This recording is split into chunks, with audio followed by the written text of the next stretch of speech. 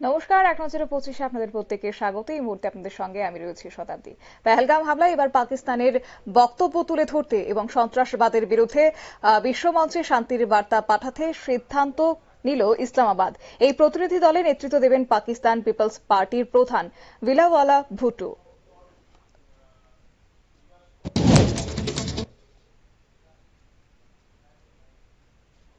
মাদক মামলায় এবার আসাম পুলিশের হাতেই গ্রেপ্তার হয়েছে তেলিয়ামুড়ার ব্যবসায়ী প্রসেনজিৎ রায়। রবিবার সকালে শান্তিনগর এলাকা থেকে গ্রেপ্তার করে পুলিশ। আসামের বাজারেছড়া থানার পুলিশ তাকে গ্রেপ্তার করেছে। তার বিরুদ্ধে এনডিপিএস আইনে আসামের বাজারেছড়া থানায় মামলা রয়েছে। তেলিয়ামুড়া রাজনগর টিভি সেন্টার সংলগ্ন এলাকায় ৭০ থেকে ৮০ জন অস্থায়ী শ্রমিকদের আটক করেছে এলাকাবাসী। আটক শ্রমিকদের হেফাজতে নিয়ে পুলিশ চিত্র সাধ করলে শ্রমিকরা জানায় যে তারা পশ্চিমবঙ্গের বাসিন্দা এবং বৈদ্যুতিক লাইনের কাজে নিয়োজিত চুক্তিভিত্তিক কর্মী।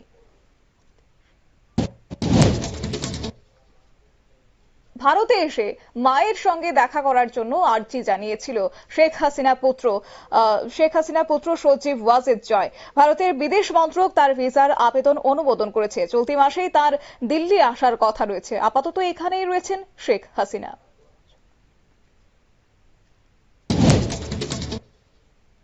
বোচনগর থানায় রামদাস কোবরাপাড়ায় টিএসআর এর কর্মরত সুবল দেববর্মার বাড়িতে তালা ভেঙে প্রায় ১৫ লক্ষ টাকা স্বর্ণালংকার ও নগদ টাকা চুরি হয়েছে। ঘটনার সময় তিনি খুমলুঙে ছিলেন এবং ১৮ মে ভোরে চুরির খবর পান। ঘটনার তদন্ত শুরু করেছে পুলিশ।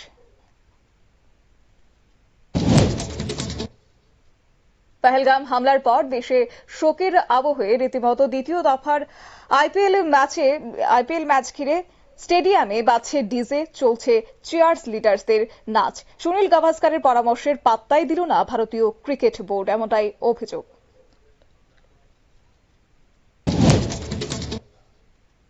উত্তর জেলার রোয়া গ্রামে অভিযোগ উঠে আসছে যে জমি বিবাদকে কেন্দ্র করে রক্তারক্তি ঘটনা। গুরুতর আহত হয়েছে যতীন্দ্র দেবনাথ। অভিযোগ তার কাকা সুনীল দেবনাথ ও তার পরিবারের সদস্যরা মিলে এই হামলা চালিয়েছে। আহতকে ধর্মনগর জেলা হাসপাতালে ভর্তি করা হয়েছে। পুলিশি তদন্তের দাবি জানিয়েছে পরিবার।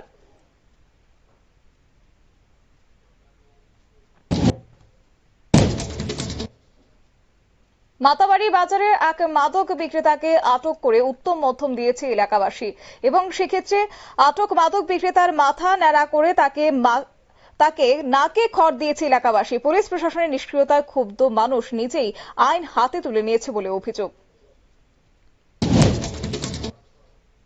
চিন্ময় কৃষ্ণ দাস ব্রহ্মচারীকে জেলে গিয়ে ২ দিন ধরে জিজ্ঞাসাবাদ করবেন মামলার তদন্তকারীরা। রবিবার এই সংক্রান্ত মামলা শুনানিতে এই নির্দেশ দিয়েছে চট্টগ্রাম আদালত। এদিন চট্টগ্রাম মেট্রোপলিটন ম্যাজিস্ট্রেট পুলিশের আবেদন মেনে এই আদেশ দেন। পেহেলগামে জঙ্গি হামলার বিরুদ্ধে অপারেশন সিন্দুরের সফলতা ভারতীয় সেনার জবাবকে কুর্নিশ জানিয়ে খয়েরপুরে তিরঙ্গা র্যালির আয়োজন করা হয়। প্রধানমন্ত্রী নরেন্দ্র মোদীর নেতৃত্বে সেনাবাহিনীর বীরত্বকে সম্মান জানিয়ে র্যালিতে অংশ নেন দলীয় কর্মী ও সাধারণ মানুষ। খয়েরপুর মণ্ডল কার্যালয় থেকে শুরু হওয়া র্যালিতে ছিল বিপুল জনসমাগম ও দেশপ্রেমের আবেগ।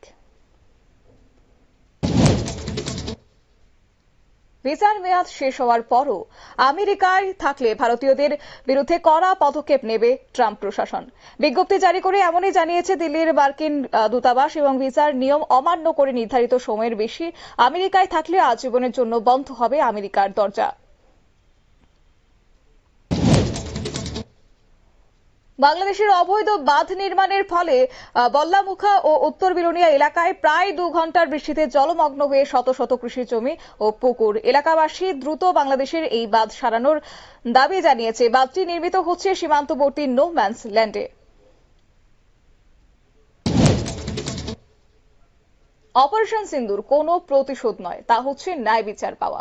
এবং এই কথাই জানিয়েছে আজ ভারতীয় সেনাবাহিনী। রবিবার অপারেশন সিন্দুরের নতুন একটি ভিডিও পোস্ট করে এমনই বার্তা দিল ভারতীয় সেনা। ভবিষ্যতে এরকম ঘটনা যাতে না ঘটে তার শিক্ষা দিতেই ভারতের এই অভিযান, জানিয়েছে সেনা।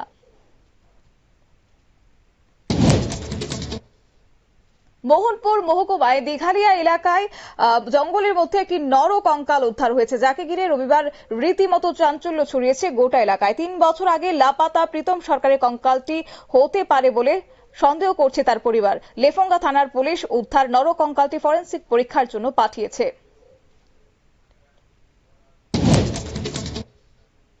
দৃষ্টিহীন সেজে টোকিও প্যারা অলিম্পিক্সে মহিলাদের জুডোর 48 কেজি বিভাগে যোগ দিয়েছিল আজারবাইজানের শাহানা হাজিয়েভা।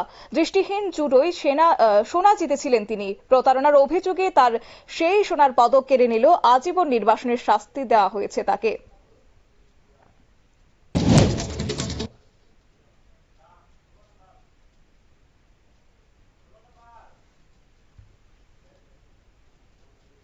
পূর্ণ সাধুপাড়া ও বৃন্দাবন পাড়া এলাকার বাসিন্দা দীর্ঘদিন ধরে রাস্তা নির্মাণের দাবি জানিয়ে আসছেন।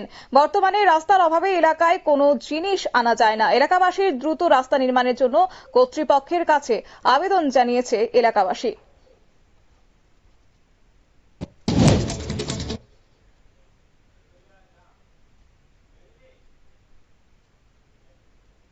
ত্রিপুরায় সিভিল সার্ভিস অফিসারদের একটি 31 কোটি 15 লক্ষ টাকা ব্যয়ে নির্মিত হয়েছে আধুনিক সিভিল সার্ভিস অফিসার্স ইনস্টিটিউটের। রবিবার তার ভিত্তিপ্রস্তর স্থাপন করেছেন মুখ্যমন্ত্রী মানিক সাহা। এই ইনস্টিটিউট অফিসারদের দক্ষতা বৃদ্ধিতে সহায়ক বলে আশা প্রকাশ করেছেন মুখ্যমন্ত্রী।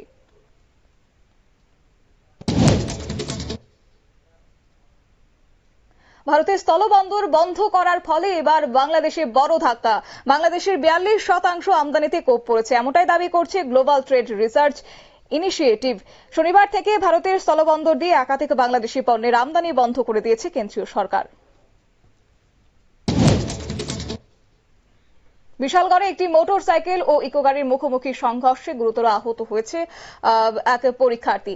টিপিএসসি পরীক্ষার্থী পুলকেশ ত্রিপুরা সে আহত হয়েছে। দমকল কর্মীরা তাকে উদ্ধার করে প্রাথমিক চিকিৎসার পর আহত ছাত্রকে আগরতলার পরীক্ষা কেন্দ্রে পৌঁছে দিয়েছে।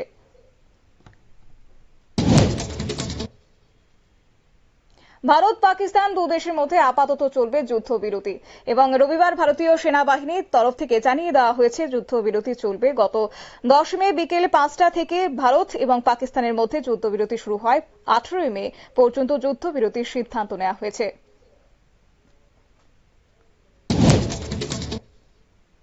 স্মার্ট সিটি প্রকল্পে আগরতলা শহরের 23 কিলোমিটার রোডে 46 কিলোমিটার ড্রেন নির্মাণ ও রাস্তা প্রশস্ত করার কাজ জোর কদমে চলছে। ফুটপাত, রাস্তার ডিভাইডার ও বৈদ্যুতিক তার মাটির নিচে নেওয়ার ব্যবস্থা করা হচ্ছে। এই কাজ শেষ হলে শহরবাসী যানজট ও শহরের বন্যা থেকে মুক্তি পাবে। হায়দ্রাবাদ চারমিনারের কাছে বুলডোজার হাউস নামে এক বহুতল ভবনে অগ্নিকাণ্ডের ঘটনায় 8 শিশু সহ অন্তত 17 জনের মৃত্যু হয়েছে। ঘটনায় শোক প্রকাশ করেছেন প্রধানমন্ত্রী। নিহতদের পরিবারে 2 লক্ষ টাকা এবং আহতদের জন্য 50,000 টাকা সহায়তা ঘোষণা করা হয়েছে।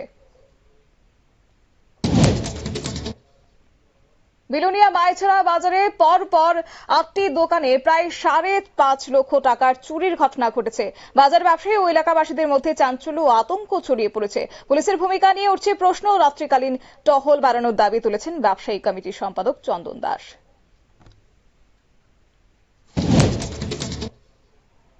ভারতের মহাকাশ গবেষণা সংস্থা ইসরোর 101তম অভিযান ব্যর্থ হয়েছে এবং মহাকাশে EOS-09 কৃত্রিম উপগ্রহ পাঠানোর জন্য ইসরোর রকেট রবিবার সকালে রওনা দিয়েছিল, কিন্তু মাঝপথে গিয়ে রকেট থেকে ওই কৃত্রিম উপগ্রহটি মহাকাশে প্রতিস্থাপন করা যায়নি।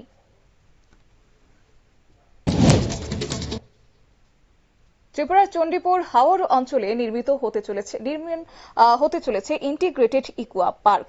রবীন্দ্র শতবার্ষিকী ভবনে রবিবার কেন্দ্রীয় মন্ত্রী রাজীব রঞ্জন সিং এবং প্রতিমন্ত্রী জর্জ কুরিয়ানের উপস্থিতিতে এই ভার্চুয়াল ভিত্তিপ্রস্তর স্থাপন হয়। এই প্রকল্প রাজ্যের মাছ চাষের ক্ষেত্রে উৎপাদন বাড়িয়ে কর্মসংস্থানের সৃষ্টিতে সহায়ক হবে বলে আশাবাদী।